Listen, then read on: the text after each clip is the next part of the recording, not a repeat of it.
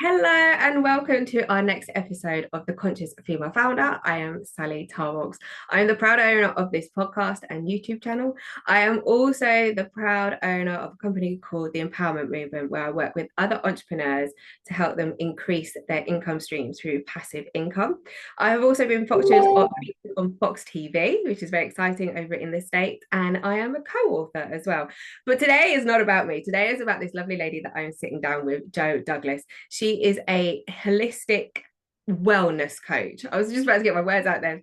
Wellness. Absolutely, focusing on menopause and really starting to shine awareness on women as they go through their perimenopausal journey and their menopause journey and beyond as well. She is gaining so much traction at the moment, and I'm super excited to be sat down with you today because I know it's not been an easy road to go down at times. So thank you so much for being with me. I really appreciate it. But I will let you introduce yourself properly now, and yeah, let's go with it. Thanks, Sally. I'm really happy to be here. Thanks for inviting me.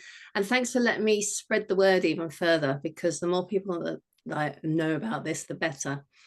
So my name's Jo Douglas. I'm a holistic menopause wellness coach.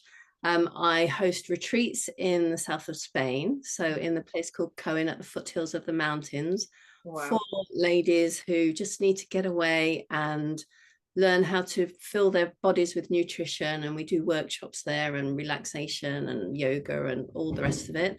I also have a really busy interactive Facebook group where ladies can join for free and get the support and not feel alone.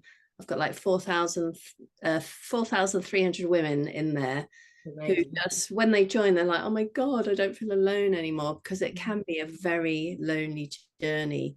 So I've got that going. I'm in the middle of making a little mini course that you can purchase at a very low ticket. So you've got everything there that tells you what perimenopause, menopause, postmenopause is, what you can do to help yourselves, like that guide you through it. Sometimes the doctors just give us HRT and say, off you go, you don't know what to do. So I'm there to answer anyone's questions and tell them it doesn't have to be a difficult struggle. There are things you can do, but we have to know about it, because I Yes, didn't of know about course. it when I went through it. Yeah, absolutely. I know, obviously, because I spoke about this like just before we obviously jumped on live. You had a tricky menopause journey, didn't you? Where a lot of things started to come up for you. And I think this is a conversation I've actually had with a couple of like friends who are a little bit older than myself that are kind of starting to go through this journey. And they say that there's loads of things that are, I guess, like symptoms that are coming up for them. And it's almost like that lost sense of identity a little bit. So I guess from obviously your experience, how would you say like women generally do start feeling, or what are the signs and symptoms that start coming up? Well, a big one for a lot of ladies is anxiety that comes Mhm. out of nowhere. Like, you've never Okay. been anxious before in your life. You've been an outgoing, confident person. Then all of a sudden you start feeling anxious. You're like, what the hell? What's going on? Yeah.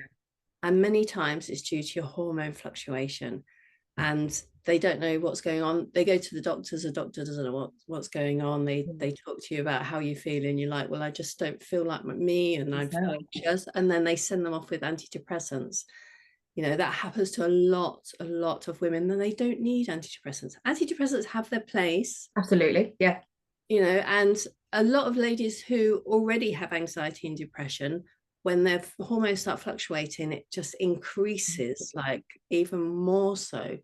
So they go to the doctor, and the doctor's like, well, you've got your antidepressants and blah blah blah, and basically there's nothing else we can do for you. Yeah. Is we can sort your hormones out, but the doctors just send them on the way. And there's so many ladies in my group that I'm just like, oh my God, you shouldn't be treated like this. Yeah.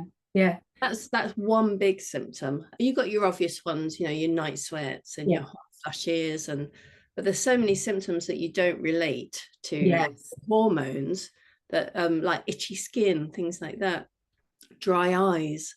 Yeah. These things start happening to you as you age, and lots of women just feel, oh, I'm just getting old, and just accept it and struggle through. Yeah. And it's not the case. You don't have to struggle through, but you have to know about it. If you don't know, you don't know. That's Absolutely, of why. course. Yeah, if you you don't know, you don't know. But and I think that's why it's amazing work that you're doing, because you're really shining a light on it. I know you obviously didn't have a particularly easy journey, did you? You've got a little bit of a backstory where life did go quite awry for you, and it could have obviously impacted you and your family in quite a major way. And I think and that's why I love what you're doing so much, because obviously you went through this particular period. So why don't you just briefly explain what kind of happened? Sure. So now I know what I know because of all Yeah. my training and everything. I know now that I was actually perimenopausal between children. Ah, I had okay. Yeah, I had my kids late, 36 and 40, and I was having a lot of the symptoms in between. And I kind of knew they were hormonal. I was having really bad night sweats. I literally had to change my sheets and I'd sleep on towels and Mm. like throughout the night. But I thought it was because it was like baby hormones, breastfeeding, and Yeah, of course, right? Yeah, yeah. I didn't put perimenopause on it at all. And I was living in the south of France then, away from like friends and family. So I felt very alone, two small kids. My husband worked away. Anyway, that went on. I had my second child, and then we moved to the Middle East. And that's when the whole like irritability, low mood, no patience with anything. You know, my husband just had to breathe, and I was like, oh my God, get away from me. He Yeah. was just annoying. Bless his heart, he didn't do anything wrong. He just looked at me, and I was like, I just wanted to punch his lights out. Do you know what I mean? And the kids, I'd snap at the kids for no reason. They're like, what's wrong with mum? I'm like, there's nothing wrong with me. Just, and like Yeah. really couldn't handle anything. And my husband was like, this, there's something wrong with you. You need to go to marriage guidance. I'm like, there's nothing wrong with me. It's you. So we'd have this back and forth, bickering all the time. And I got to the point, I was like, if nothing changes, I'm out of here. I was ready to leave, ready to Oh, wow. divorce him. Really? And we went to see marriage guidance, who literally laughed at us. It's like, you haven't got a problem. You just need to talk to each other and communicate. Mm. Why is he irritating you? Why? So we talked through it. I mean, he still irritated me because my hormones were still Still going fluctuating. crazy. Yeah, right? But we talked about it, and I talked to him how I felt, and I didn't know why I was feeling like that way. And then just by fluke, I met this really lovely lady who did Pilates, and I started doing Pilates with her. Not because I thought it was perimenopause or just because No. she was, I was like, enjoyed it. And she was into healthy eating, although I've pretty much been a healthy eater most of my life, Yeah. wasn't on point. But with her influence, I started eating better as well. And then I suddenly felt like he wasn't so irritating Mm. because I was changing my lifestyle habits because I Yeah. was eating better and exercise better. I was sleeping better Yeah. and all these things, So we got through it. We got out the other end. But it's not until I learn now, but now I know and I've done all the training and I've got all the Yeah. knowledge that I was like, oh my God, Yeah. I went through that because I was That's right. perimenopausal and I started feeling better because I started making lifestyle changes. And isn't that quite incredible that it is like, obviously your hormones were at a point where, yeah, you didn't really know what was going on. You just knew that he was annoying you, but you didn't really put it down to hormones. But then maybe it was that period of like after having another baby, and you potentially went down a route of thinking, I need to get out of this. Like, I can't be in this relationship. And yet, actually, it was a hormone imbalance that was making you feel all those things. And I think that's where it's like, actually, that's how powerful our hormones can be. Like, they can completely skewer our vision or what we see everything to be. So I think that's why when obviously you told me that story, I was like, geez, that's intense. Because then I think it's like you must get to a point where you're like, well, what's wrong with me? Like, there's nothing wrong with me. What's wrong with? But there must be something wrong with me. And Yeah. it's kind of then going What's through wrong with that. everyone? Yeah, why is everyone Yeah, irritating me? but Yeah. the amount of divorces that go on in that age bracket, Really? 40 to like 45, 50, and not only divorce, but suicide as well. It's like shockingly high. And a lot of it is down to hormone Mm. fluctuation and not doing anything about it and not knowing what's going on. So, and Yeah. not addressing it. Yeah. It really is. I mean, we can laugh and say, oh, I'm having a hot flush. or they've Yeah, got to get away from home, she's having a hot flush, or but it's like a serious yeah. situation that we need to educate ladies on. And I want I to think, educate the younger ones, you know. yeah, absolutely as well. Because it can happen early for some people as well. I think one of the things that you touched on just there is like, yeah, educating people on it. And because I posted a post saying that we were going to sit down and have a chat, and I was actually quite astounded because I had a couple of women reach out to me who like said that like this is amazing that you're doing this and highlighting this, because actually menopause in some countries is still a massive taboo subject. And I that was in really, the least at the time, and it was like yeah, it no one. must have been out there, right? Yeah, Exactly. Yeah. And that made me really sad. But I was like, that is real life. So the fact that you're shining a light on this is huge. I think one of the things that kind of like pops up a lot for me is kind of like seeing women who sometimes lack in confidence in a particular area of their life during menopause. Do you find that quite a lot, that people might sometimes come to you and their confidence, their hormones are affecting their confidence, so it's kind of been knocked, so being able to provide them with this community is actually absolutely. the starting blocks. Yeah, and they don't know where it's come from because they've been confident most of their life, and then all of a sudden they're not confident, and it's like they've woke up one morning and go, "Who am I?" I was like, I used to strut my stuff before, and now I don't even want to leave the house.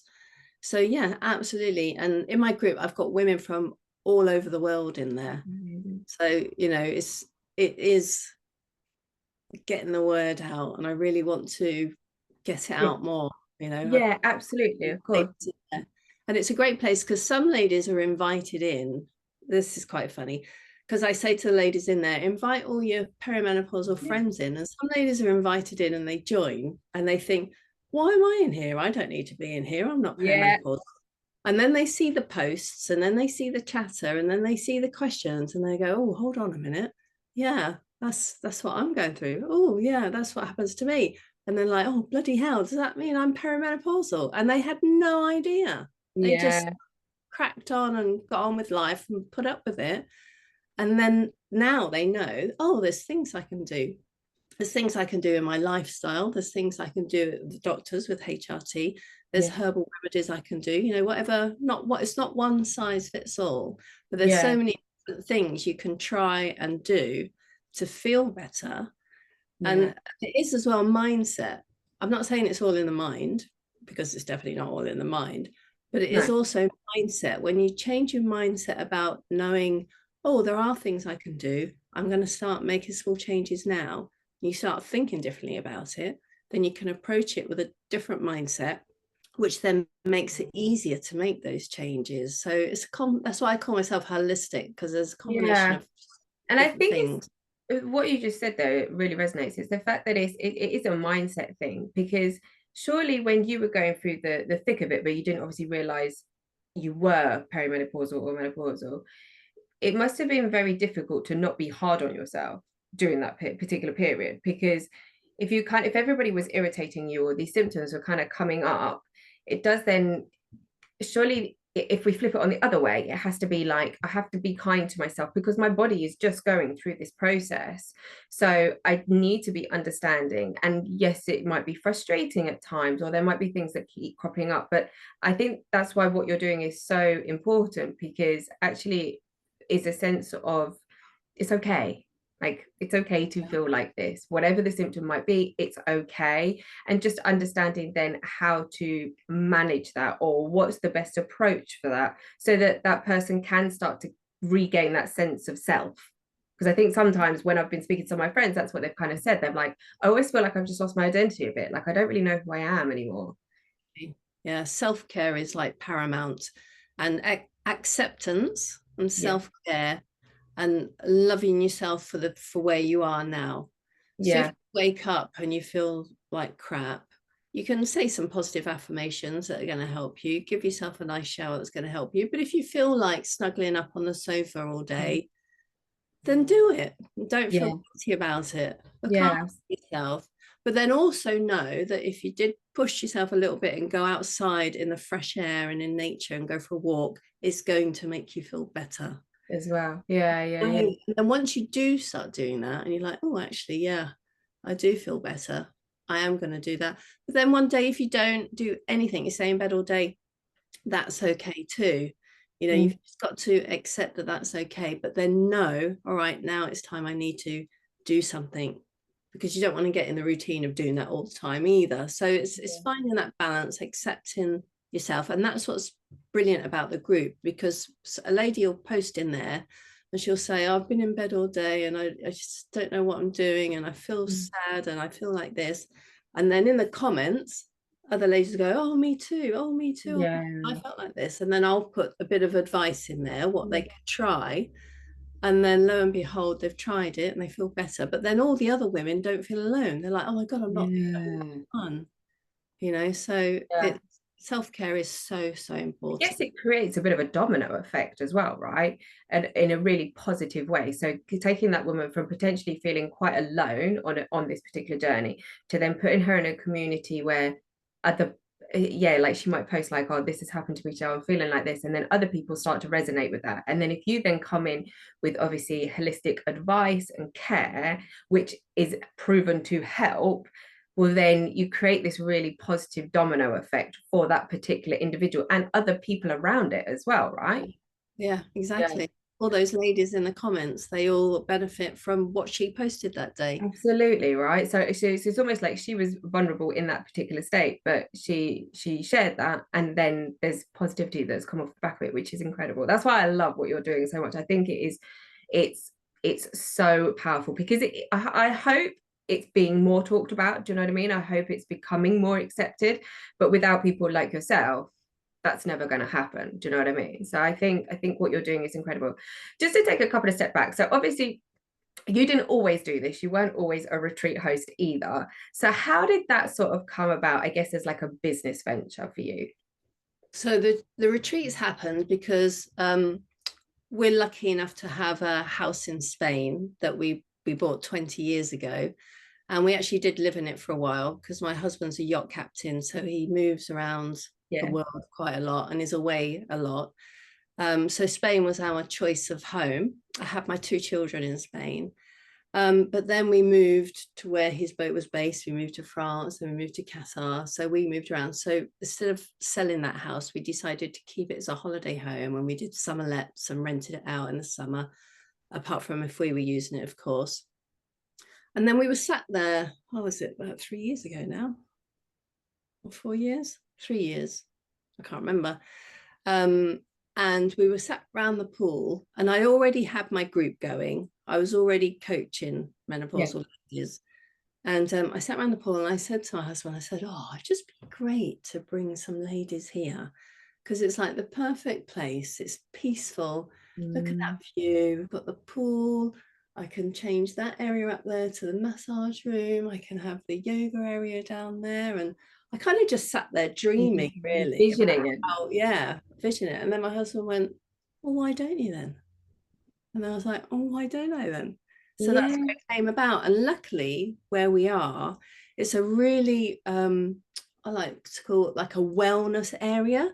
There's so many alternative people who live in that area. Yeah. And a lot of them, there's yoga coaches, sound bath coaches.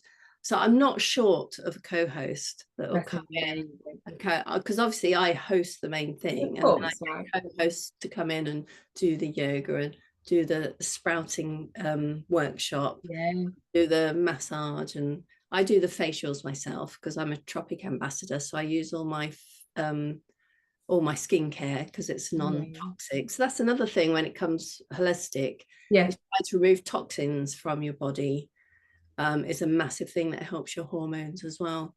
So Yeah. non-toxic moisturizers, non-toxic skincare, non-toxic healthcare, learning to breathe when you're walking down a Yeah. busy road where there's loads of cars, through your nose, not through your mouth, and Yeah. changing your cleaning stuff that you've got less toxins in your house, food that you eat that's non-toxic, so all made fresh as much as possible. We live in Yeah, of a world, course. but so that's another part of the holistic thing. And where I live, I've got an organic. Stop me if you want to ask a question, because No, no, no. I just love hearing about it. I want to come. we're lucky enough to my neighbour on the next piece of land. He's got the only organic spirulina farm in the whole of Andalusia, and he Oh, happens to be my to neighbor. be your neighbor. I I mean, mean, what are the chances of that? it So couldn't be. The whole thing couldn't have been more aligned. it Lined was it was to supposed be to a retreat. be. It was absolutely supposed to be, and that's why I remember when we bought it 20 years ago.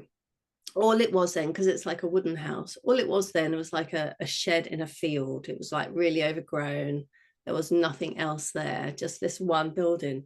And I went to look at it with my dad. My husband was away working. I was pregnant with my first child. And I went there and I was like, this is it. This is the one we're going to buy. And my dad went, well, that's a shed in a field, Joe. I was like, yeah, but it's not just a shed in a field. And I really got a fantastic vibe from it. Anyway, we bought it without my husband seeing it. Brilliant. I love that. Leave us away on a boat and you're just buying property in Spain. When he first saw it, he said exactly the same. He went, oh my God, you've bought a shed in a field. I was like, you just can't see the vision. You haven't got the vision. Anyway, slowly, we did it up. We added a pool, we added decking, we stripped it all back and added things over the years. And now it's just beautiful. It's my piece of paradise. I just Absolutely, of course. How many times a year do you host retreats? Well, at the moment, only twice, because I'm in the UK. Of my last child, my second child, my youngest child. He is my last child. I'm not having any more. He did his GCSEs this year. So we moved back to the UK for them to finish their education. My eldest one is 20 now. So fast forward, next summer, I'm hoping then to start moving out there more, spending more time there, doing more retreats. I've got big plans to do like loads of retreats and different ones, not just for menopause. So like I'll theme it. So one might be just for ladies who are going through depression, anxiety. One ladies maybe from, I know, trauma, abused marriages or abused childhoods. And so I want to theme it, it's not just based on menopause. But I think that's absolutely incredible because you are creating such a safe environment for women, like such a safe environment for women and women from all different backgrounds. It doesn't have to be one specific background. And I mean that globally within your group, but also to be able to, like, I've been on retreats and they really are quite something incredible. Like they really, I'd highly recommend going on a retreat to anybody because when you get in that energetic space with that particular host or at that location, and you get with other women who are on a particular journey with you as well. So whether that be, like you said, whether it be one of your menopause retreats or whether it be, for women that have maybe been through something quite traumatic or toxic or whatever, to be able to sit in a space with other women where you can be honest and you can be vulnerable and you can open up, that is where real transformation and healing happens and where real change takes place. So that's why I'm such an advocate for what you're doing, because you are really giving women a really safe environment to be vulnerable, but with tools to help them on the other side, which is incredible. So I admire you so much. I really honestly do. Just go back a bit further. When you obviously, after you came out or you were going through the menopause, when did you get to a point, I guess, in your like career where you're like, actually, I've been through this experience, I want to turn it into a business? Was there a particular turning time for you or turning point? Well, we moved back to the UK about 6.5 years ago from the Middle East. And I heard it talked about more here because obviously in the UK it's still not as much as it should be, but it was on the TV, and that's when I started figuring out what I went through, or what I was still going through at the time actually. So then I started doing some research, and then I saw a course that was advertised, but it was a course for menopausal women, not for coaches. I did that to learn more about it, and then the more I knew about it, I started talking to my friends and work colleagues, because I was working in a local nursery because I'm an early years educator. And I was talking to them about it. Oh, you should do this. And I've done this course. You should do that. And I found people asking me for advice. Okay. And I'd just done a course to help me, not to coach. So I thought, oh, okay. And I thought I need to start talking to more people and letting more people know. And then I said, okay, I'm going to do a course now that educates me as a coach, Yeah. coach ladies. So I did that. That took a long time. And then I did my level 4 in nutrition also, because a lot of it is about what you eat and what you put inside yourself. Yeah. So I did my level 4 in nutrition. I did my advanced menopause coaching. And then I did a women's wellness coaching course as well, all on top of each other. And that's when I decided, okay, this is what I want to do. So I started coaching part-time, charging for it then, because I was giving out loads of free advice before. Yeah, of course, right. And then once I got qualified, I felt like, okay, I can turn this into a business now. And then the group grew, and then the retreats came, and then it's just been a slow drip. And then I went to Florida with you, did Yes, you did. We did. the retreats. So that Yeah. was really awesome. And it's just been, and now like I've been networking with women, and now just more and more doors are opening, and it's just got bigger and bigger. And that's it. It was like I found my thing. Yeah, you really have. I finally found my thing. Yeah, you really, really have. And you're doing so incredibly well of it. I mean, obviously, when we were in the States, I remember me and you going off one evening and we went and had a drink together. And that was one of the biggest things that struck me about you was obviously we didn't really know each other. And yet we sat down and we had a drink together. And the best way I can describe it, you just give off this feeling of being very safe. And I remember opening up and talking to you about a lot of stuff that I hadn't really spoken to anyone about, but you give this sense of just security and safe and where I could be vulnerable. And I think, and you're so loving and caring with it. And I think that's where what you're doing is amazing, because you're doing that online as well, and you're doing that at retreats.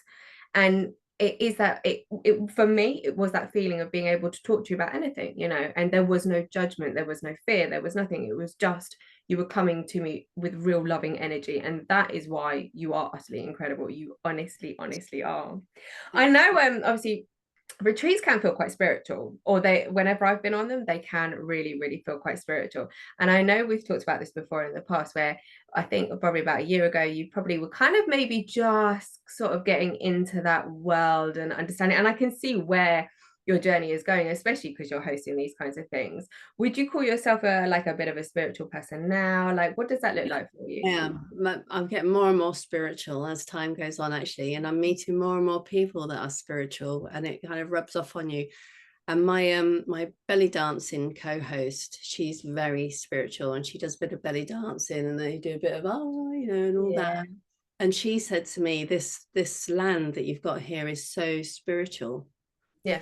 And I'm more and more, when I go back there, I can feel it more. I'm more in tune to it. Yeah. So I'm really now open. I guess I've opened my chakras. Yeah, We're definitely. in tune to feeling that way. So yeah, definitely. And even if ladies who aren't spiritual and they've come to the retreat, they've felt it too. Yeah.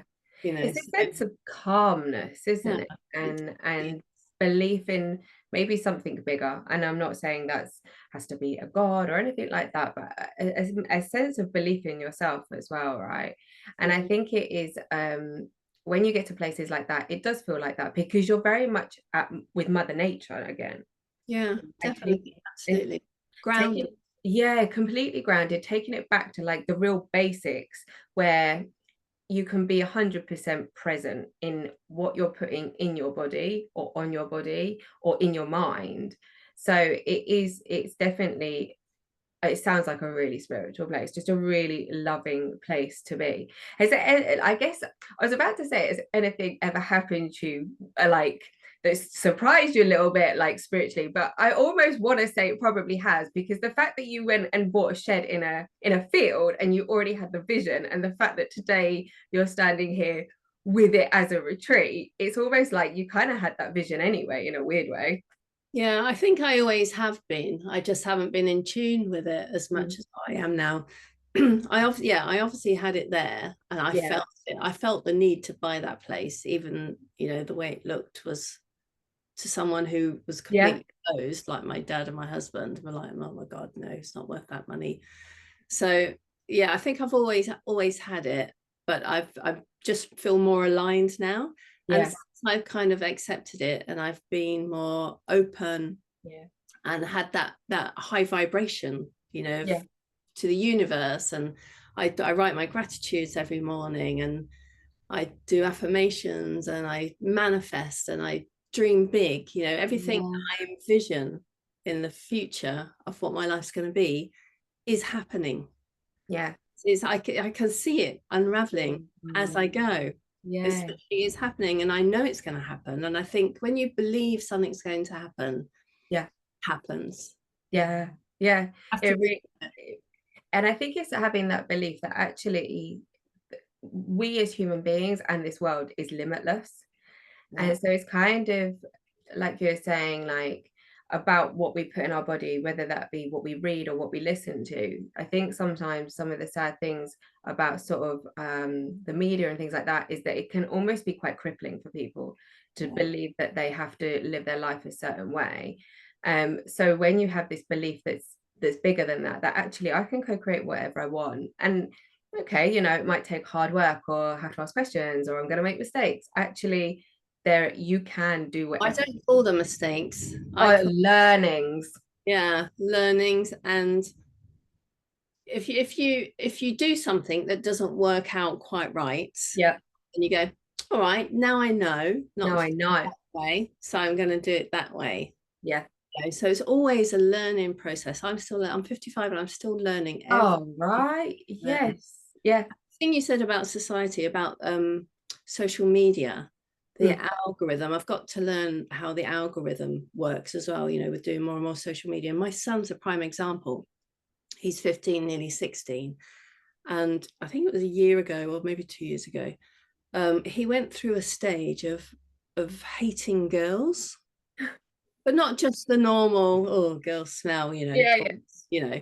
It was like, but I realized why, because he was watching on Instagram girls hating on men, and I think, you know, it was when the Me Too series came, Oh, yeah, yeah, yeah.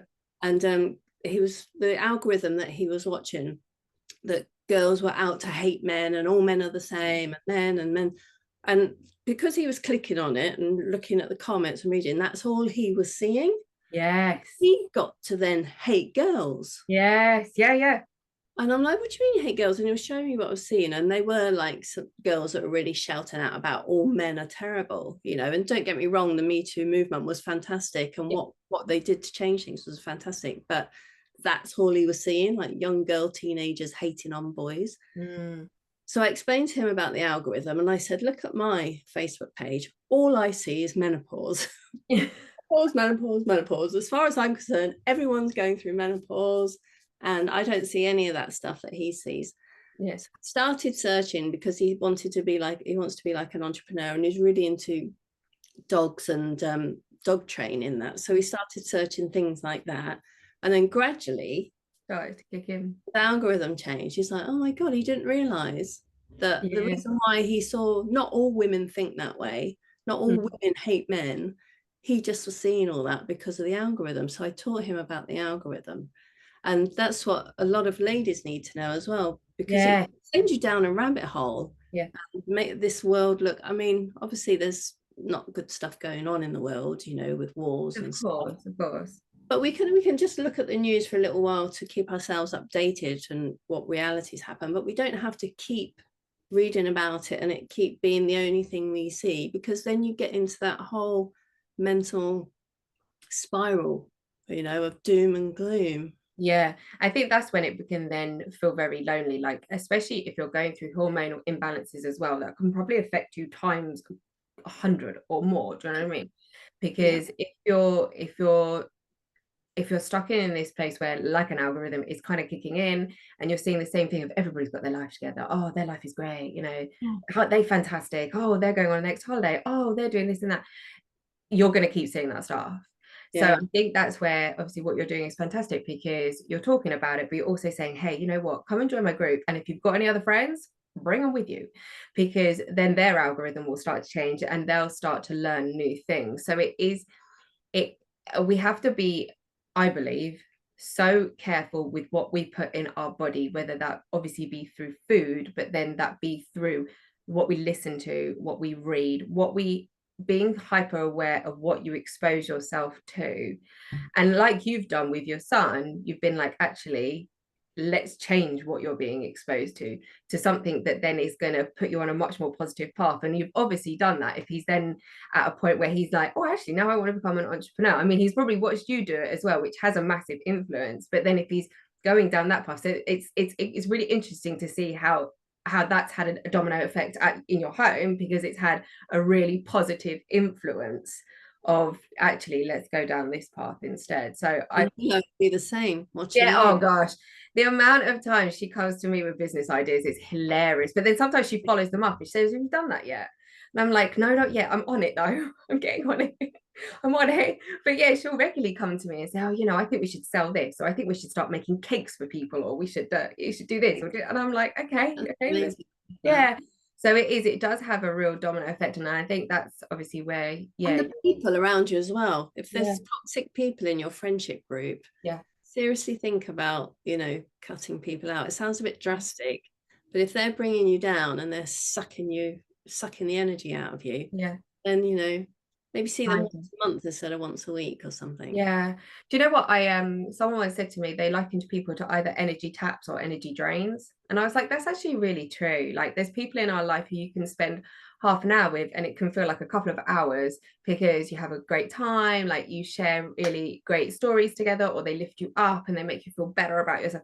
And then there's other people that you can spend 10 minutes with and geez, it is draining. So it's knowing, and I think one of the big things that I've learned personally for myself is about setting personal boundaries. So with myself, and I mean that from a place of, if I know I'm going to encounter someone who maybe doesn't feel so great or make me feel so great, then it's my responsibility to set that personal boundary and not see them, or to maybe put a time limit on it, or to not bring up particular subjects with them, because I know that what they're gonna say is gonna really impact me, and it's gonna impact the rest of my day. So I've approach it. Yeah, absolutely. So that's something that I've really, really learned to do. And then I feel like I'm being much more respectful towards myself, because I'm respecting myself from a different, as opposed to coming at it as a place from, oh, well, I better see this person. I know it's going to be hard work. It's like, no, I will see this person, but it can only be for 10 or 15 minutes. And I'm not going to talk about X, Y, and Z. And then actually I walk away from that experience being like, do you know what? I actually feel okay, because I haven't let their energy affect me, because I've set those personal boundaries in place. Yeah, brilliant. So with 2025 fast approaching, obviously you've got quite a few ambitions for what you want to do next year, which is amazing. So we've got more retreats lined up. You're obviously coaching in this group as well. And do you run online classes, or talk to me a little bit about what else it entails? I have been doing one-on-one coaching, but I'm going to kind of stop that because it's just so time consuming. Yeah. And I want to reach more people with the time I've got, rather than spend it with just one person. So I'm creating a course that ladies can buy that's going to help them. So all the information that's in the group, it's all in one place. Amazing. I've just started creating that. I've got plans to then I want to do my own holistic wellness coaching course certification. Amazing. Like I did, how I learned, I want to make my own for other ladies to buy to go on and be coaches. So that's in the pipeline. I want to get a podcast up and running as well, like yourself. Yeah. And so and then when I move to Spain, I just want to make lots of changes there and expand. I've got another area of the land that I want to, so I can get more women come. What else have I got? So there's so much. You really are creating a movement. You really, really are. It's absolutely incredible. The fact that obviously, you want to do more retreats, and the fact that you're wanting to create a certification so that other people can train as well, and then they can help more people. Like, that is amazing energy, Jo. That honestly is, makes me just so happy that you're doing that. I guess one of my final questions for you would be, if there is a woman who maybe was you 10 years ago, or when you were kind of starting the menopause but didn't know you were starting the menopause, what piece of advice would you give her if she was particularly struggling today? Join my group would be the first piece of advice. Yeah. And then it would be to look at how you live. What changes can you make? Put sleep as a priority. Okay. Because if we don't get a minimum of 7 hours sleep a day, the rest of it, you know, you might as well say goodbye to, because you need to sleep, you need to repair, look at what you're eating, remove as many processed foods, like highly processed foods, as you can in your diet. Look at your nutrition, start eating Mediterranean, go out and buy yourself a Mediterranean cookbook, because it's the best diet in the world, like everyday diet, not diet as in losing weight diet, because it's got so much nutrients in all the ingredients that they use in a Mediterranean diet. Start exercising, strength training at least 3 times a week, because we lose 1% of our muscle mass every year from the age of 30. Oh my gosh. Yeah, so we need to maintain, we don't have to build, you can build if you want, but maintain the muscle that you've already got.